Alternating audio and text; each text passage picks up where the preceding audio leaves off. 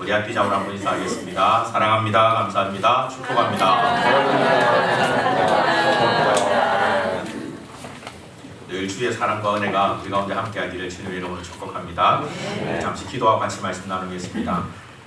살아가는 풍성하신 아버지 하나님, 거룩하고 복된 주일 허락하여 주심을 감사합니다. 이 일주일 오전엔 하나님의 은혜로 담임 목사님의 귀한 말씀 듣게 하여 주시고, 또 이렇게 주일 오후에도 아버지께 예배드리게 하여 주심을 감사합니다. 아버지 하나님, 이 자리에 하나님 말씀을 대언고자 선자가 너무나도 부족하고 무익하오니 아버지 하나님, 온전히 저의 허물을 감춰 주옵시고 이 부족한 종의 입술을 주관하여 주셔서 아버지 말씀만을 대언하는 귀한 시간 될 수 있도록 주님 함께하여 주시옵소서. 아버지께서 홀로 영광 받으시며 주의 놀라운 은혜가 우리 가운데 가득한 시간 될 수 있도록 주님 역사하여 주옵소서. 모든 영광 주께 올려드리며 살아계신 주 예수 그리스도 이름으로 기도하옵나이다.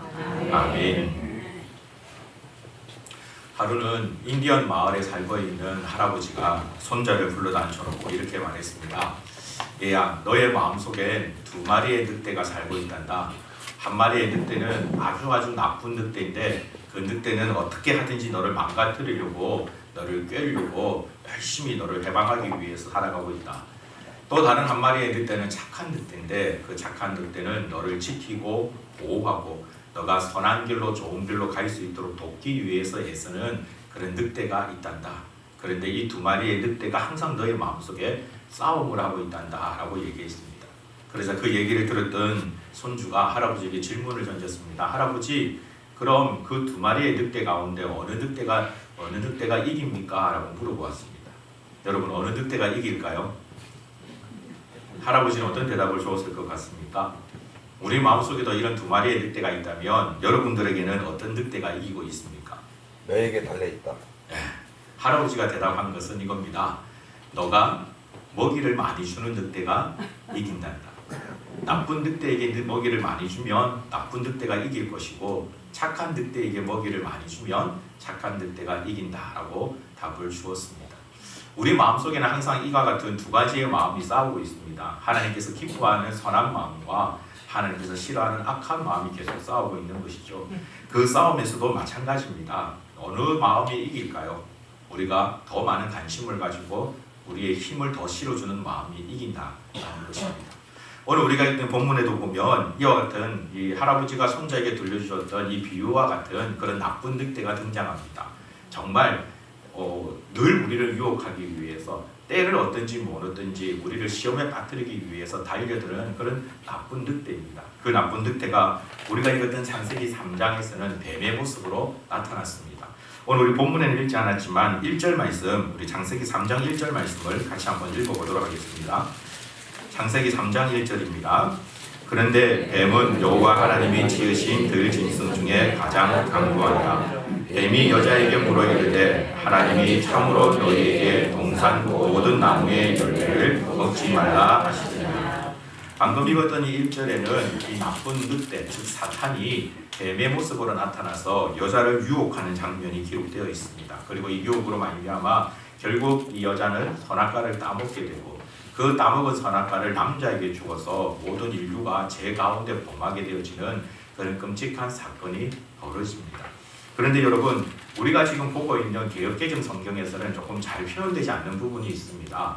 이 뱀이 하와에게 나타나서, 여자에게 나타나서 단 한 번의 이 유혹으로 말미암아 여자가 넘어졌을까요? 사실 그렇지 않습니다. 여자는 그렇게 약한 존재가 아니죠. 오늘 우리가 읽었던 이 본문에는 정확하게 번역되어 있지 않는데 히브리어 원어에 보면 그런데 뱀은 라는 이 단어가 왜 한나시라는 단어를 쓰고 있습니다. 이 한나시라는 이 말 속에 나하시라는 말은 뱀을 뜻하는 거고요. 그 앞에 한이라는 정관사가 붙어 있습니다. 그래서 이 히브리어 원어를 정확하게 직역하면 그런데 그 뱀은 이라는 뜻이 됩니다. 그 뱀이라는 것은 무엇을 의미하느냐? 이미 하와가, 여자가 알고 있던 바로 그 뱀이라는 겁니다. 즉 사탄은 갑자기 여자 앞에 나타나서 너 선악과를 따먹어라 라고 유혹하지 않습니다. 사탄은 그 이전부터 끊임없이 이 여자에게 나타나서 그를 유혹한 것을 우리는 알 수 있습니다. 바울도 이와 같은 사탄의 모습에 대해서 소개하고 있는데요. 고린도후서 11장 14절의 내용을 보시면 이것은 이상한 일이 아니니라 사탄도 자기를 광명의 천사로 과장하나니라고 되어 있습니다. 사탄은 우리에게 무서운 모습으로 나타나지 않습니다. 도깨비와 같은 귀신과 같은 그런 모습으로 나타나지 않습니다. 바울은 표현하기를 광명한 천사와 같은 모습으로 나타났다라고 말합니다. 오늘 이 여자에게도 마찬가지입니다. 무시무시한 모습으로 나타난 것이 아니라 사실 오늘날 우리에게 있어서 뱀은 징그러운 모습이지만 이 당시 하나님께서 만드신 짐승 중에 뱀은 그렇지가 않았습니다. 그래서 그 친숙한 모습으로 익숙한 모습으로 하와에게 여자에게 다가가서 날마다 그를 유혹했을 것입니다. 처음부터 속셈을 드러낸 것이 아닙니다. 조금씩 여자의 신임을 얻기를 시작하고 그 여자에게 끊임없이 반복적으로 유혹한 결과 드디어 때가 되자 이 사탄이 그에게 선악과를 딱 먹으라고 말하고 있는 것입니다. 사탄이 어떻게 이 여자에게 은밀하게 유혹했는지 창세기 3장 1절에서는 보다 더 자세한 것을 말씀하고 있는데요. 오늘 우리가 다 읽지는 않았지만 창세기 3장의 내용을 가만히 살펴보면 성경이 하나님께서 행하신 일을 객관적으로 설명하고 있는 부분에서는 반드시 여호와 하나님이라는 단어를 쓰고 있습니다. 오늘 1절에서도 다시 한번 보시면 그런데 뱀은 여호와 하나님이 지으신 들짐승 중에 라고 여호와 하나님이라는 단어를 쓰고 있죠. 그런데 3장을 가만히 살펴보면 뱀은 여호와 하나님이라고 쓰지 않습니다. 오늘 1절에서도 후반부에 보면 뱀이 여자에게 물어 이르되 하나님이 참으로 너희에게 하나님이라는 단어를 쓰고 있습니다. 구약 성경에서 하나님으로 번역되어 있는 단어는 엘로힘이라는 단어입니다. 이 단어는 하나님의 전지전능한 하나님의 권세를 말하고 있습니다. 이 세상 모든 만물을 만드신 유일하신 참된 신 하나님의 그 권세에 대해서 얘기하고 있는 겁니다. 그런데 여호와라고 번역되어 있는 그 단어는 하나님은 언약을 세우시고 그 언약을 신실하게 지켜나가시는 하나님을 의미합니다. 즉 성경에서 말하고 있는 여호와 하나님이라는 뜻은 하나님은 이 세상 모든 만물을 만드신 참된 주인이시고 권세 있는 분이신데 그 하나님은 언약을 세우시고 그 언약을 신실하게 지키시는 분이다 라는 뜻을 가지고 있는 겁니다. 그런데 사탄은 무엇을 뺐습니까? 그 여호와라는 말, 언약을 만드시고 그 언약을 신실하게 지키신다는 하나님의 그 속성을 빼버리고 하나님은 단지 권세 있는 신으로 하와에게 다가가고 있는 것입니다. 그래서 마치 하와가 하나님께서 만드신 그 일방적인 법에 대해서 시기하도록 만들어 나가는 것이죠. 그래서 우리는 창세기 3장 1절을 유심히 살펴보면 이 사탄이 얼마나 교묘하게 여자를 유혹했는지를 우리는 알 수 있습니다. 과거에만 그랬을까요? 그렇지 않습니다. 이 사탄은 동일하게 오늘도 우리에게 유혹합니다. 정말 은밀한 방법으로 우리를 유혹합니다. 너무나도 지혜로운 방법으로 우리에게 유혹합니다. 선악과의 그 유혹은 참으로 이겨낼 수 있는 그런 유혹이 아니었습니다. 보암직하고 먹음직하고 지혜롭게 할 만큼 탐스러운 그 유혹은 쉽게 이길 수가 없었습니다. 마찬가지로 오늘날 사탄이 우리에게 던지고 있는 유혹도 마찬가지입니다. 그 유혹은 너무나도 지혜롭습니다. 그 유혹은 우리의 마음을 시원케 할 만큼 너무나도 좋은 모습으로 우리에게 다가옵니다. 그러나 그 사탄의 유혹에 넘어가면 우리는 결국 패배할 수밖에 없고 하나님의 그 언약에서 멀어질 수밖에 없다는 사실을 우리는 기억해야만 합니다. 오늘 이 여자가 사탄의 유혹에 빠지자 3절에서 여자는 이렇게 고백을 합니다.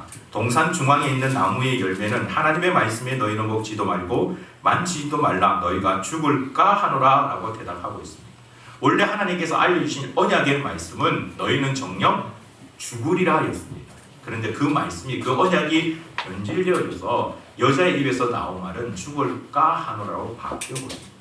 우리가 사탄의 유혹에 빠지게 되어지면 이처럼 하나님의 말씀이 변질되어 버립니다. 우리가 언약의 하나님을 신뢰하지를 못합니다. 사랑하는 성도 여러분, 우리 안에 끊임없이 벌어지고 있는 이 두 마음의 전쟁, 그 두 마음의 전쟁에서 사단에게 우리가 조금씩 마음을 내어주다 보면 우리는 결국 실패할 수 없다는 사실을 반드시 기억해야만 합니다. 사탄은 지금도 우리를 유혹하고 있습니다. 그의 유혹은 현재 진행형입니다. 창세기 4장 7절을 보시면 하나님께서 가인에게 이런 말씀을 하셨습니다.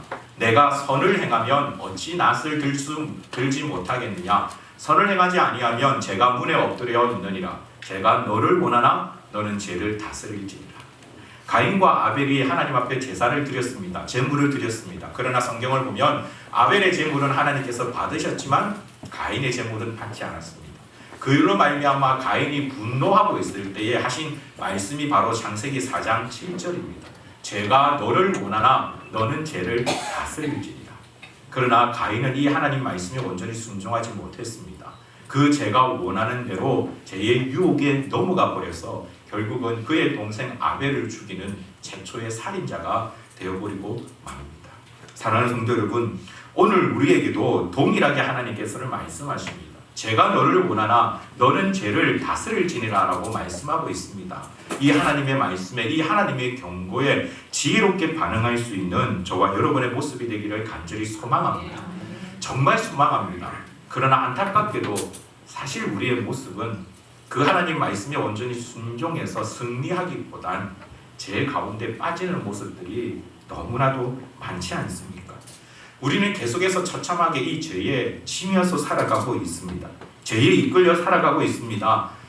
아담과 하와뿐만 아니라 사실 가인뿐만 아니라 오늘날 우리도 이 죄 앞에 너무나도 힘없이 넘어져버리는 구제불능과 같은 그런 자이지 않습니까? 더 심각한 구제불능은 그러한 우리의 모습을 인정하지 않습니다. 하나님 앞에 나의 죄를 인정하려고 하지 않습니다. 정말 우리는 죄 때문에 영원히 망할 수밖에 없는, 건져받을 수 없는, 구제할 수 없는 그런 가장 악한 자가 되었음에도 불구하고 우리는 그 사실을 쉽게 인정하려고 하지 않습니다.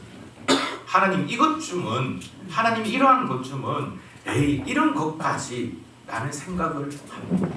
그래서 죄와 싸우려고 하지를 않습니다. 어떤 사람이 병원을 찾는지 아십니까? 아픈 사람이 아니라 자기가 아픈 것을 아는 사람이 병원을 찾습니다. 그렇지 않습니까? 내가 만약에 병이 있다고 해도 그 병이 심각하다는 것을 인지하지 못하면 병원을 찾지 않습니다. 그냥 이렇게 있다가 보면 낫겠지, 조금만 버티다 보면 낫겠지, 하룻밤 자고 나면 낫겠지 라고 생각합니다. 그러나 그 병이 심각하다는 것을 아는 사람은 암과 즉시 병원을 찾습니다. 응급실이라고 달려갑니다. 그래서 살려달라고 외치죠. 그런데 우리는 이 죄에 대해서 그렇게 심각하게 우리는 고민하지 않습니다. 이 죄로 말미암아 우리가 죽게 되었구나 라는 사실을 우리는 쉽게 받아들이지 않습니다. 우리는 이와 같은 심각한 절망 가운데 빠져 있습니다. 그런데 말입니다, 성경은 우리가 방금 읽었던 창세기 3장은 여기에서 끝이 나지 않습니다. 죄를 지은 사람은 하나님의 낯을 피해서 숨었습니다. 그러나 그런 사람에게 하나님께서는 이상한 행동을 하십니다. 주님의 기쁨이 되시는 귀하고 복된 성도 여러분, 지금부터 우리가 함께 보게 될 말씀을 주의 깊게 자세히 보십시오. 먼저 창세기 3장 8절을 같이 보겠습니다. 창세기 3장 8절입니다. 같이 함께 읽도록 하겠습니다. 그들이 그날 바람이 불 때 동산에 거니시는 여호와 하나님의 소리를 듣고 아담과 그의 아내가 여호와 하나님의 낯을 피하여 동산 나무 사이에 숨은지라. 성경은 그들이 그날 바람이 불 때라고 얘기합니다. 그날은 처음으로 우리에게 죄가 들어간 가장 끔찍한 날을 말합니다. 바로 그날 성경은 바람이 불었다라고 얘기합니다. 얼마나 끔찍한 아픔이었든지 하나님께서 만드신 자연도 바람도 함께 슬퍼한 것 같습니다. 그런데 바람 부는 바로 그날 하나님께서 동산에 거리시는 소리를 아담과 하와가 듣고 그가 하나님의 낯을 피하여 동산 나무 사이에 숨었다라고 말합니다. 너무 이상하지 않습니까? 우리는 바람 부는 날이 어떤 날인지 압니다. 바람 부는 날이 조용한 날입니까? 그렇지 않습니다. 소란스러운 날입니다. 바람 소리가 나는, 바람으로 말미암아 여러 가지 많은 잡소리들이 가득한 날이 바로 바람 부는 날입니다. 바람 부는 날에는 작은 소리는 들리지 않습니다. 바람 부는 날에는 크게 말해야만 들립니다. 여러분 지금 느끼시는지는 모르겠지만 제가 여러분에게 이 말씀을 전하면서 계속해서 저는 이 자리에 서서 끊임없이 걷고 있습니다. 저의 걷는 소리가 들리십니까? 안 들리시죠? 조용한 이 시간에도 이렇게 걷는 소리가, 거리는 소리가 안 들리는데 어떻게 그들이 바람 부는 날 여호와 하나님이 동산 거니는 소리를 들었을까요? 이것은 하나님께서 의도적으로 들려주신 소리입니다.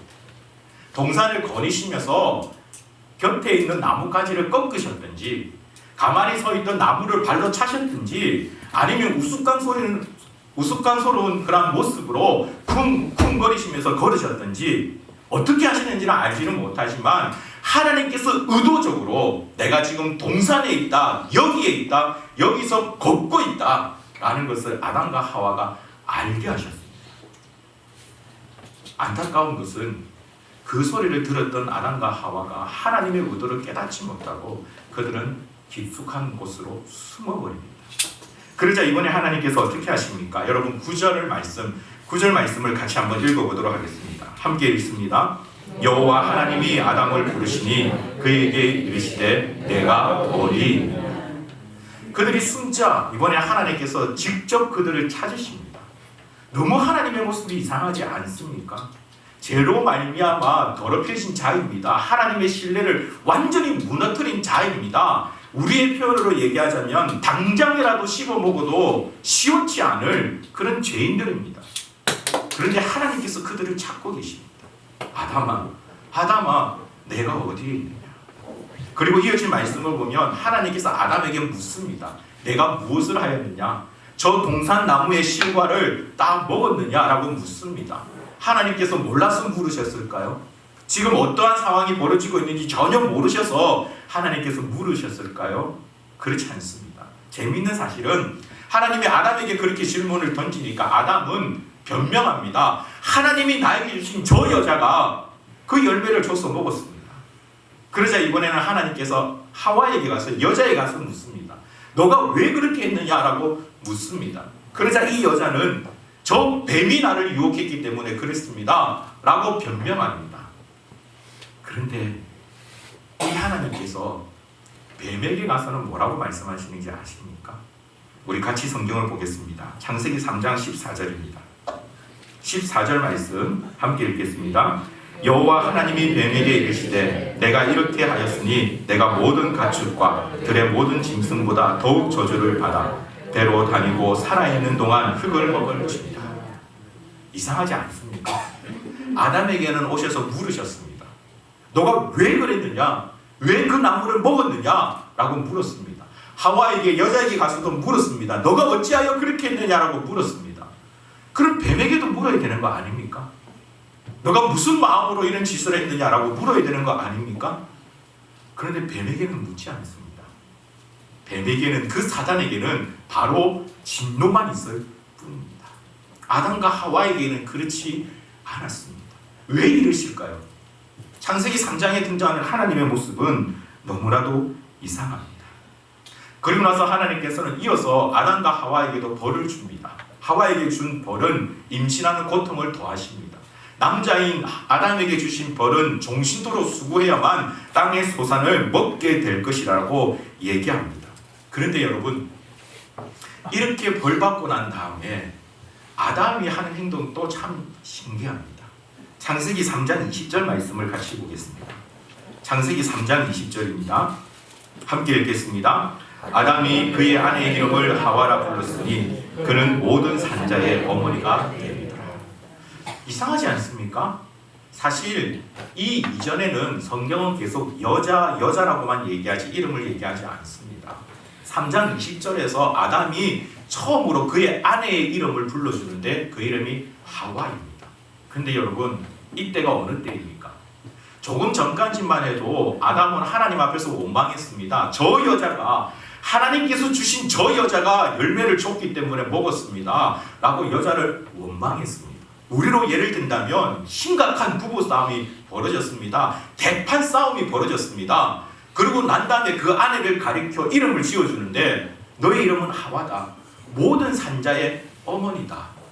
가당키나 한 소리입니까? 우리 같으면 온갖 저주를 다 넣어서 이름을 지어줘야 되는 거 아닌가요?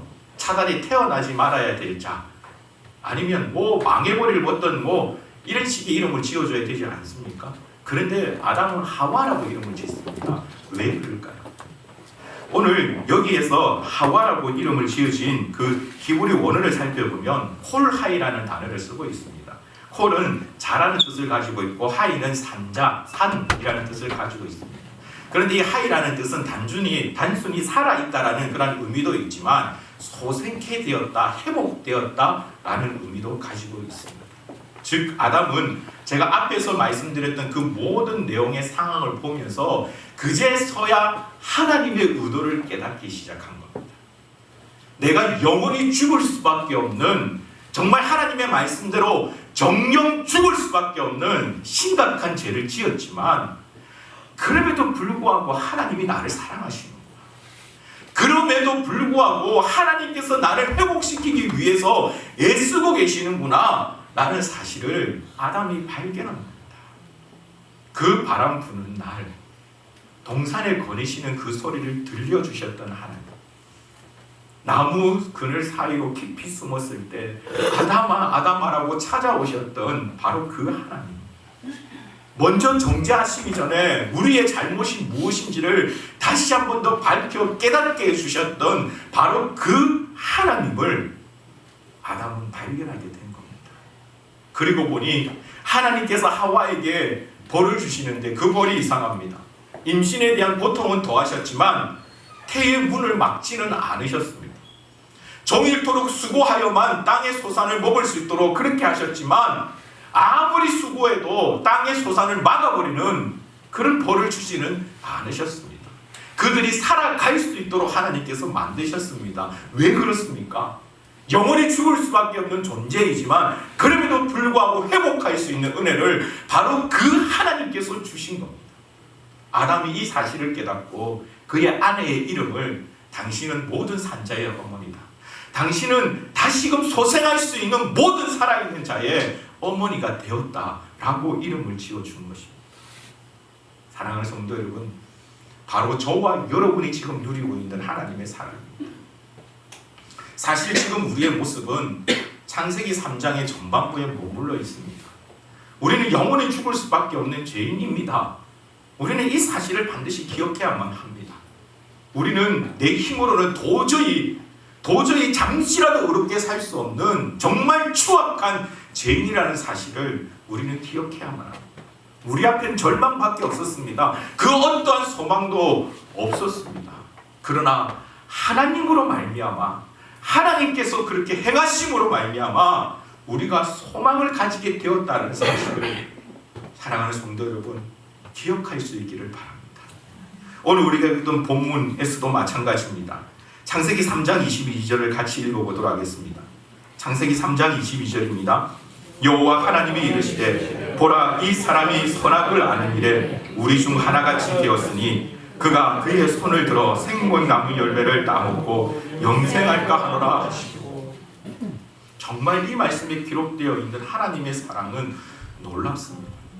하나님께서 지금 염려하고 있습니다. 걱정하고 있습니다. 여호와 하나님이 이르시되 보라, 이 사람이 누구에게 보라고 말씀하는 겁니까? 바로 성자 예수님, 성령 하나님, 삼위일체 하나님께서 함께 지금 염려하고 있습니다. 죄로 말미암아 영원히 죽게 되어진 그 사람을 염려하고 있습니다. 무엇을 염려하고 있느냐? 그들이 와서 이 생명나무 열매를 먹고 영생할까 하노라라고 걱정하고 있습니다. 영생이면 좋은 거 아닙니까? 영원히 살 수 있으면 좋은 거 아닙니까? 그런데 여러분, 만약에 여러분들의 지인이나 여러분의 가족 중에, 여러분의 자녀 중에 한 명이 지금 식물인간으로 누워있다고 생각해 보십시오. 끔찍한 고통 가운데 있다고 생각해 보십시오. 그런데 그 식물인간 상태로, 끔찍한 고통의 상태로 영원히 살아야 된다. 그 영생이 축복일까요? 아니요. 그것만큼 끔찍한 저주는 없을 겁니다. 차라리 할 수만 있다면 당장이라도 내 생명을 걷어가 달라고 말하겠죠. 지금 하나님께서 그것을 염려하고 계신 겁니다. 죄에 빠져버린 저 사람들이 죄인인 그 상태로 영원히 살게 되면 더 이상 회복되어질 수 있는 길이 없으니 하나님께서 그것을 염려하신 겁니다. 지금 죄인인 그 사람을 향하여 분노하신 것이 아니라, 자신을 배반했던 그 사람을 향하여 분노하신 것이 아니라 그들을 사랑하셔서 그들의 내일을, 그들의 앞날을 하나님께서 염려하고 계시는 겁니다. 그래서 우리가 읽었던 24절에 보면 이같이 하나님이 그 사람을 쫓아내시고 에덴 동산 동쪽의 그룹들과 두루 도는 불칼을 두어 생명나무의 길을 지키게 하셨다라고 성경은 말씀합니다. 사랑하는 성도 여러분, 바로 이것이 저와 여러분이 받은 은혜입니다. 이 은혜의 시작은 신약에 와서 우리 주 예수 그리스도로 말미암아 완성되어집니다.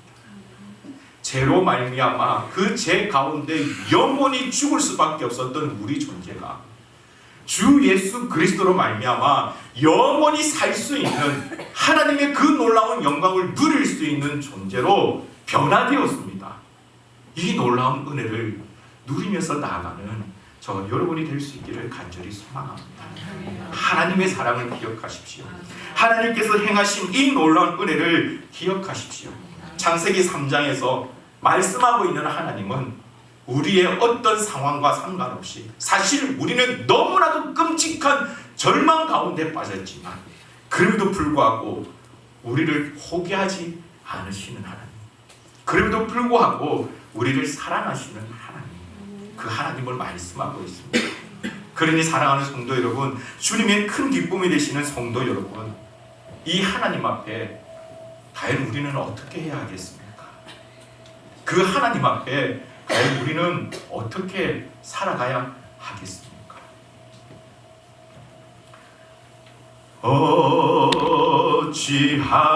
어찌하여야 그 크신 은혜를 무슨 말로써 그 사랑 참 감사하리요. 하늘의 천군 천사라도 나의 마음 모르리라.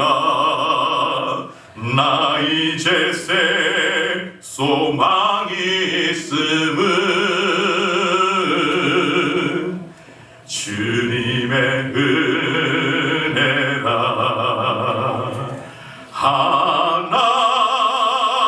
하나님께 영광, 하나님께 영광, 하나님께 영광. 날 사랑하신 주 그 피로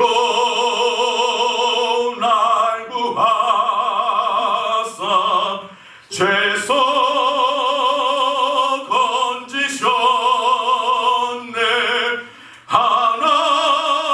하나님께 영광. 날 사랑하신 주. 바로 그 하나님의 사랑, 그 하나님의 사랑 때문에 오늘도 내일도 새 소망을 누리며 나아가는 거룩한 주의 백성이 되길 주님의 이름으로 축복합니다. 아멘. 우리 같이 말씀을 생각하며 함께 하나님 앞에 기도하십시다. 오늘 이 시간 성령 하나님께서 우리의 마음을, 우리의 영혼을 강하게 붙들어 달라고 기도하십시다. 하나님의 이 놀라운 은혜를 입었음에도 불구하고 여전히 우리는 우리의 마음속에 악한 늑대에게 먹이를 더 주고 있지는 않습니까? 하나님의 것을 사모하는 것이 아니라, 하나님의 나라를 사모하는 것이 아니라 나의 왕국을, 나의 나라를, 나의 집을 더 사모하고 있지는 않습니까? 우리 시간 우리의 완악한 모든 모습들을 하나님 앞에 고백하고 아버지 하나님의 용서함을, 하나님의 긍휼함을 구하고 다시 한 번 더 주 예수 그리스도만, 나의 주 아버지만, 우리와 함께 하시는 성령 하나님만 바라보며 나아가는 귀하고 복된 성도 되게 해달라고 우리 다같이 주여 간절히 부르짖고 함께 기도하며 나아가겠습니다. 주여